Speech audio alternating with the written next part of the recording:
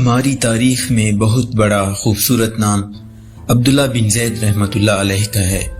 آپ نے ساری زندگی نکاح نہیں کیا، جوانی گزر گئی، بڑھاپا آیا۔ ایک دن بیٹے حدیث مبارکہ پڑھ رہے تھے تو اس میں نبی کریم صلی اللہ علیہ وآلہ وسلم کا فرمان پڑا، جس کا مفہوم یہ تھا کہ جنت میں کوئی اکیلا نہیں ہوگا۔ جو نکاح کی عمر میں نہیں پہنچا یا پہنچا بھی تو کسی وجہ سے نکاح نہیں ہوا اور وہ مسلمان ہی مرا تو اللہ مسلمان مردوں اور عورتوں کا جنت میں آپس میں نکاح کر دے گا۔ جب یہ حدیث پاک پڑھی تو دل میں خیال آیا کہ یہاں تو نکاح نہیں کیا تو جنت میں ہونا ہی ہونا ہے، تو جنت میں میری بیوی کون ہوگی؟ دعا کی کہ یا اللہ مجھے دکھا تو صحیح جنت میں میری بیوی کون ہوگی۔ پہلی رات دعا قبول نہیں ہوئی، دوسری رات بھی دعا قبول نہیں ہوئی، تیسری رات دعا قبول ہو گئی۔ خواب میں کیا دیکھتے ہیں؟ کالے رنگ کی عورت ہیں، حضرت بلال حبشی کے دیس کی رہنے والی، اور وہ کیا کہتی ہیں کہ میں میمونہ ولید ہوں اور میں بصرہ میں رہتی ہوں۔ پتہ مل گیا۔ آنکھ کھلی، حضرت کی تہجد کا وقت تھا، نوافل پڑھے، نماز فجر باجماعت ادا کی اور سواری لے کر حضرت عبداللہ بن زید بصرہ گئے۔ وہاں لوگوں نے بڑا استقبال کیا، حضرت کا نام ہی بہت بڑا تھا۔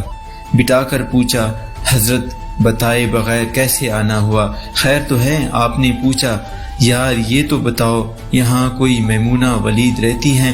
لوگوں نے حیران ہو کر پوچھا، حضرت آپ اتنے دور سے چل کر میمونہ ولید سے ملنے آئے ہیں؟ آپ نے فرمایا، کیوں، اس سے کوئی نہیں مل سکتا؟ نہیں حضور، وہ تو دیوانی ہے، لوگ اسے پتھر مارتے ہیں۔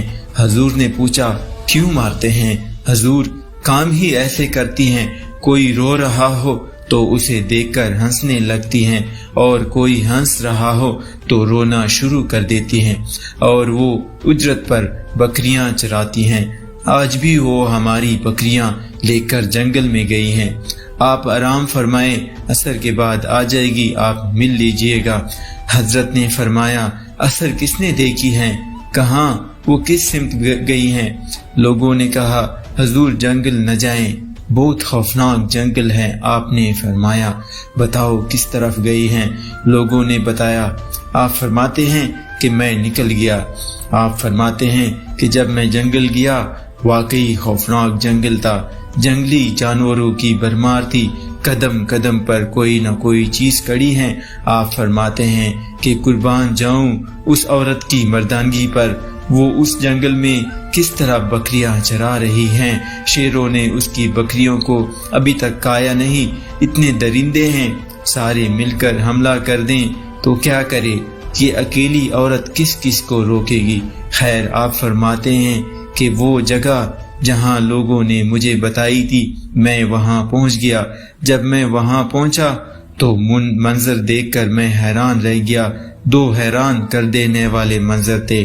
پہلا، میمونہ ولید بکریاں نہیں چرا رہی تھی بلکہ اس جنگل میں جائے نماز بچھا کر نوافل پڑھ رہی تھی، پر بکریاں چرانا تو بہانہ تھا، یہ تو بہانہ تھا کنارہ کشی کا۔ لوگ یہی سمجھتے تھے میمونہ سارا دن بکریاں چراتی ہیں، لیکن میمونہ بکریاں نہیں چرا رہی تھی۔ دوسرا، کیا دیکھا کہ میمونہ تو نماز پڑھ رہی ہیں پر بکریاں کون چرا رہا ہے؟ بکریاں تو ایک جگہ نہیں رکتی، کہیں ادھر جاتی ہیں کہیں ادھر جاتی ہیں۔ آپ فرماتے ہیں کہ میمونہ نماز پڑھ رہی تھی اور شیر بکریاں چرا رہے ہیں۔ بکریاں چر رہی ہیں، شیر ان کے ارد گرد گھوم رہے ہیں۔ اگر کوئی بکری بھاگتی ہے، اس کی فطرت ہے شرارت کرنا، تو شیر اسے پکڑ کر واپس لے آتا ہے، لیکن کہتا کچھ نہیں۔ آپ فرماتے ہیں، میں حیران و پریشان کھڑا تھا کہ یہ کیسے ہو گیا ہے، یہ فطرت کیسے بدل گئی؟ لوگ کہتے ہیں فطرت نہیں بدلتی، یہ شیروں اور بکریوں میں یاری کیسے ہو گئی؟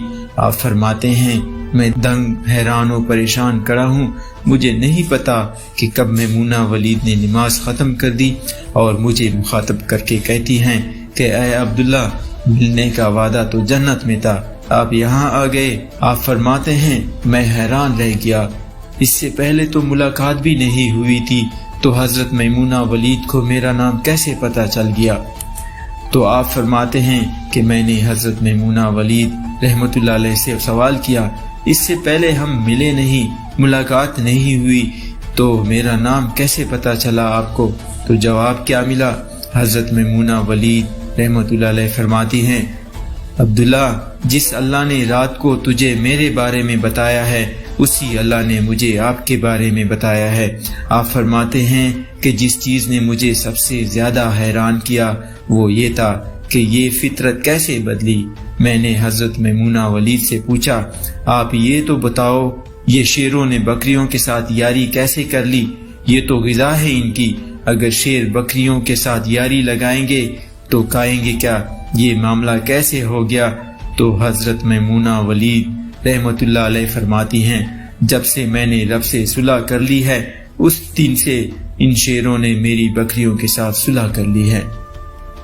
ہم سب بھی صلح کر لیں، یاری لگا لیں، کہیں دیر نہ ہو جائے، رب کے ساتھ اپنا تعلق مضبوط کر لیں۔ کتنے سال گزر گئے، ہم نے کوئی اللہ کی بات مانی، لیکن وہ کھلا بھی رہا ہے، پلا بھی رہا ہے، دکھا بھی رہا ہے، سنا بھی رہا ہے، سلا بھی رہا ہے، جگا بھی رہا ہے۔ نماز پڑھیں، اللہ کی یاد میں زندگی بسر کریں، یہی حقیقی کامیابی ہے۔